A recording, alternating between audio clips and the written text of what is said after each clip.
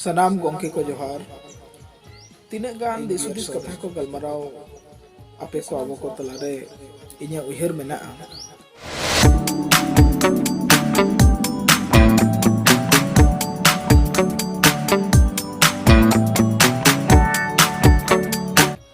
तेहिन दिसोम रे आयमा लेकाना नोंकान एटकेटोणे को हन ᱧᱟᱢᱚᱜ ᱠᱟᱱᱟ जहाते नुआ दिसोम तलारे आबो हों मिटंग होड़ को लेका ताहे लगी चे आरो कोआ लेका आबो हों मिटंग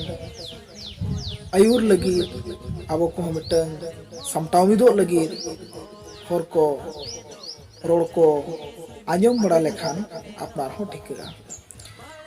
तो गलमराव तलाते के सनाम को इवेन ओचो सनाम को बड़ाई ओचो लगती गया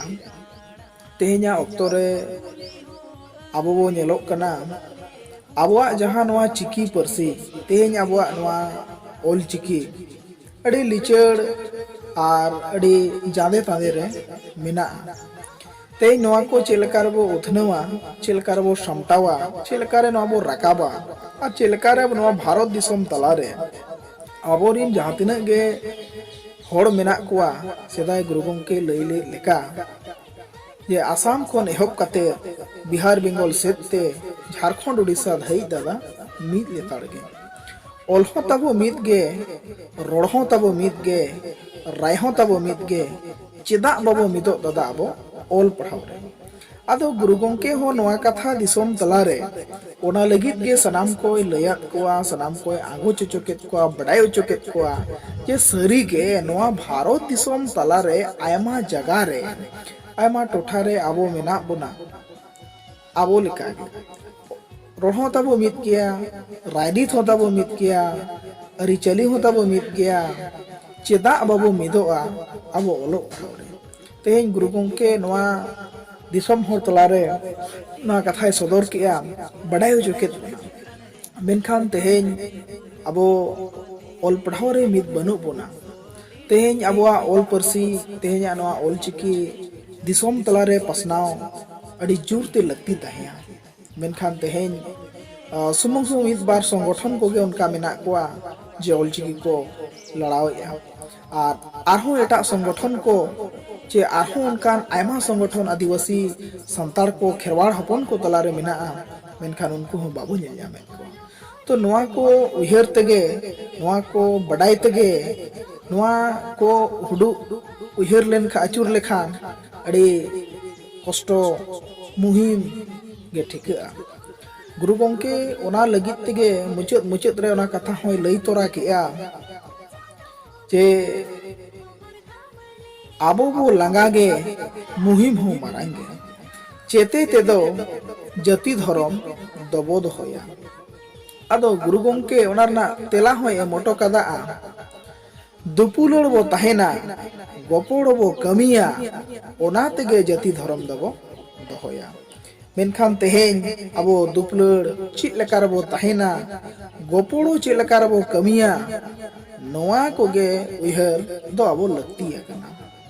तेहेन दिसोम रे नेलोक कना ओल चिकी पसनाव रनांग कथा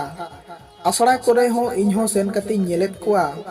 नोय 2011 खन जहां इन मिटंग सावता तलारे हेज कते जे मिटंग सावता रना कमी साब कते जखन लहा हुयुक कना उन खन बड़ाई इदीना अडिगान आसड़ा को इतुन आसड़ा को बेरेद हुइना आर ना चांडिल टोठा रे दो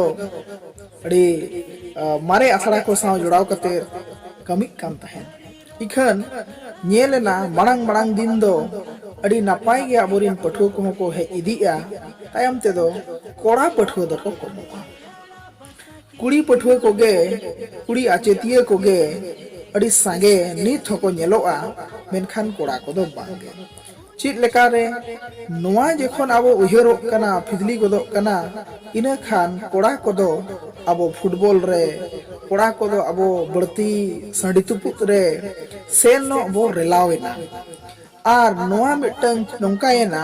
मिटा माहौल के उनका बनावेना मिटंग एटमॉस्फियर नोंका बनावेना जे उनी फुटबॉल प्रति चे फुटबॉल दो मिटंग आज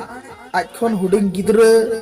चे आरहों जहाँ तिना अतु उड़ाक कोरे मेना कोआ bangkhan arhon kohon anda football ge unku ko anjom ya jahan leka men me seta football enej ako gidra ko che aro sana ko bo enej ya ado football enej ket khan do abo gidra ko tayam te ona ko nyel tiyo kiya kan ona ko nyel tiyo ket khan unku mone raho che mitang football hejena तैम तो उनको हो 3 दिन ते football खेल को चेदो आ football को खेला और फुटबॉल खेल करते जहाँ लेका गे जहाँ करे को एंट्री बढ़ाया खेला को इनखान ओंडे को दाड़े आ ओंडे को जीत आ इनखान हो ओंडे को हारा आ इनखान हो ओनारिया गलमराव दो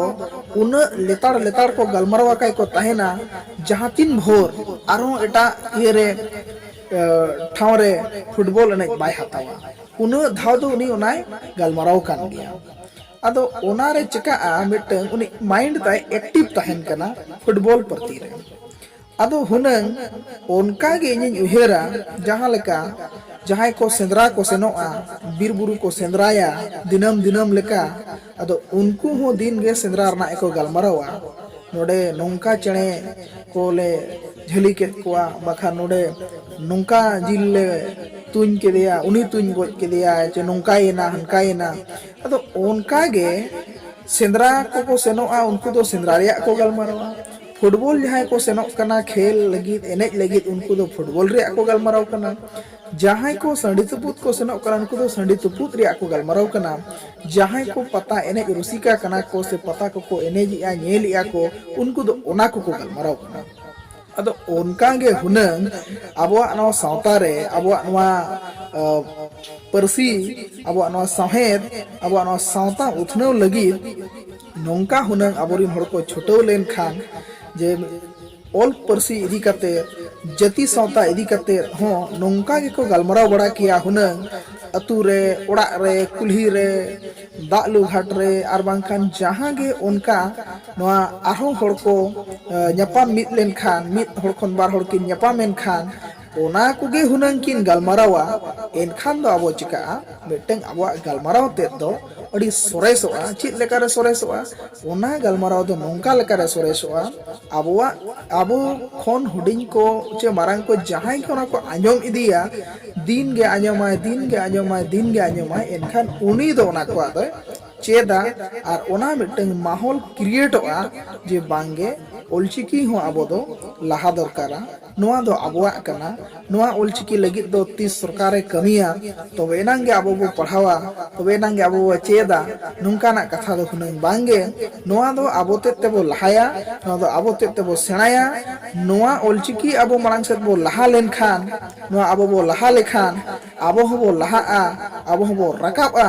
नोआ दिसम तलारे अबो हो अबो जनाम परसिते जनाम चिकीते ओल पढ़ाव कते दिसम रे हड़ को लकाबो नेलोआ मेनखान जहाँ तना भोर अब नवा को बाबो उहेरा नवा को अब बाबो गलमरावा उना भोर दो पलेन नोंका दो बांग गान दियो तेहेन ओना लगिते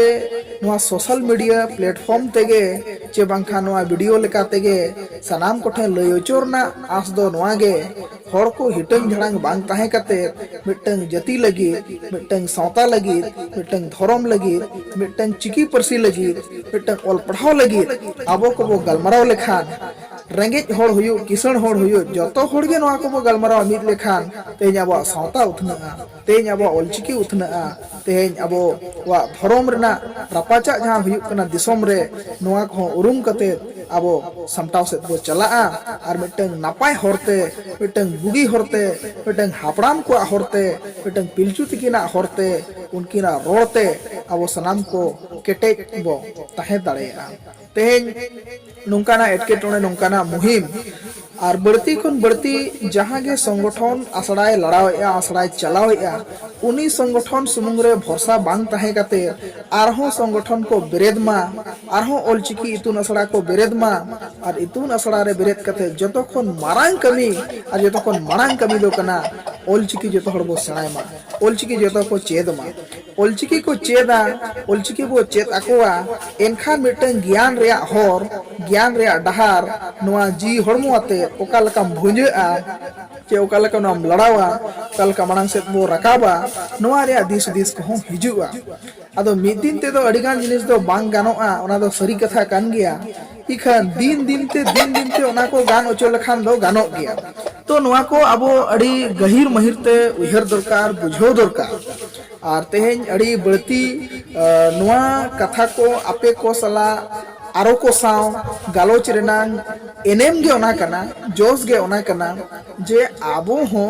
नोआ दिसम तलारे आरो हड़को लेका ताहे जोंग लगी पसुल जोंग लगी नापाय ते ताहे कते ओल पढ़ाव लगी और आबो हो नोआ दिसम तलारे मिटंग परसी रे सामटाव ताहे कते आबो हक आयदारी को जोता आबो न्याम्मा नोआ को लई लगित के नोआ वीडियो को बनाओ कना आबो सनाम को बड़ाई ओचो लगित के और नोंका गे इᱧᱟᱹᱜ कुरुमुटु मेनाआ दिन गे खाटो खाटो ते कज कज ते आपे सनाम को लई ओचो रेया आदो मा सनाम गोंके को सनाम नेनेलिए को अड़ी उस्तर इन सरहाव पिया तेहें आपया कुरुमुटु ते आपया दाड़े ते तेहें नोआ वीडियो को बनाव गानोक कना वीडियो बनाव रेया दिन दाड़े हो सरसावोक कना और नोआ को अब सनाम को आते उहेर हुयाबोना एने नांगे नोआ को बो कमी दाड़ेया जुतुक कना बांग जुतुक कना नोआ दो तायम रनांग कथा कना कमी छुटो जतो खन मांग कथा कना जहां लका के कमीम छुटोआ इने खान ओकान हा बांग गानोआ ओना गान ओचो रेया बुद्धि दिसे को हो हेज इदिया बाय बायते आर ओना को गानोक गया तो मा सनाम गोंके को इन पास्टा सेट खन गुणमानत दोहड़ाते लासनहेज जोहार नोआ रोड करे जहाना को हिड़िñ कना हुड़ कना इने खान इकन कोय कना आपे सनाम कोठेन हुडिñ होड़ मोने कते तेके कन्या आर मा नोआ जाति लगी नोआ सावता लगी नोआ धर्म लगी नोआ ऑल चिकी परसी लगी नोआ ऑल चिकी दिसम तलारे तिंगु केटेज लगी मा सनाम को कुरुमुटु तहन मा गोड़ो सपो तहन मा सनाम को दोहड़ाते इन पास्टा सेट खन गुणमानत लासनहेज जोहार।